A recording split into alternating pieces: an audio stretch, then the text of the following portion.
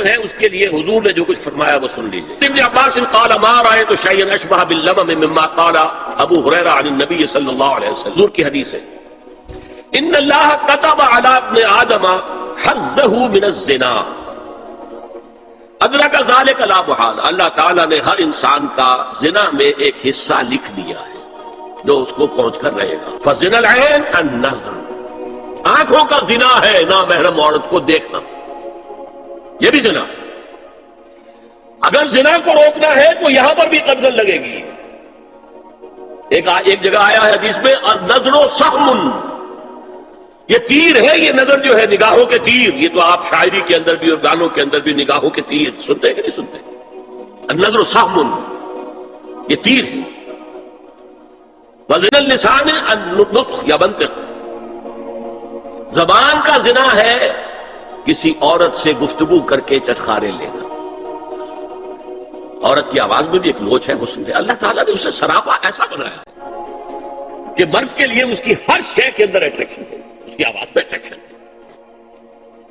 والنفس تمنا وتشتہی, اور باقی رہ گیا نفس, وہ تمنا کرتا ہے کہ اب میں اس سے آگے بھی بڑھوں اور زنا بھی کر لوں. والفرد یصدق ذلک کلہ اور یکذب, لیکن یہ ہو بھی سکتا ہے نہیں بھی ہوتا, لیکن یہ زنا تو کر چکا نا.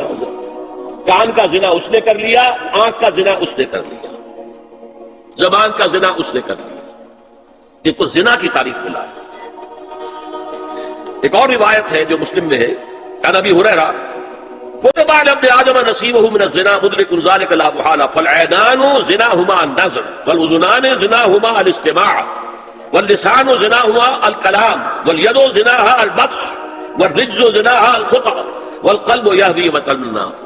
یہ زبان کا بھی زنا ہو رہا ہے, کان کا بھی زنا ہو رہا ہے, ہاتھ کا بھی ہو رہا ہے, کہیں لمس کیا ہے عورت کے جسم کو, ہاتھ ملایا ہے اس سے, اور چل کر کہیں جا رہا ہے دیکھنے کے لیے, یہ پاؤں کا زنا ہو رہا ہے.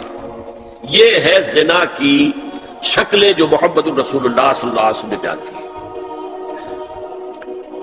تو زنا کا روک تھام, زنا کی جو ہمارے معاشرتی اہداف کے اندر بہت اہم ہے, بہت اہم ہے, بہت اہم, ورنہ معاشرہ ٹوٹ پھوٹ کا شکار ہو جائے. میاں بیوی میں اعتماد نہیں ہے, بے اعتمادی کی فضا میں اولاد جو پلے گی اس کی منفی نفسیات ہوں گی, کبھی مثبت نفسیات نہیں ہو سکتی. والدین میں محبت ہے, آپس میں اعتماد ہے, تو ایک دوسرے پر اعتماد ہے, ایک دوسرے کا لحاظ ہے, ایک دوسرے کی دلجوئی ہے, ایک دوسرے کی مدد ہے.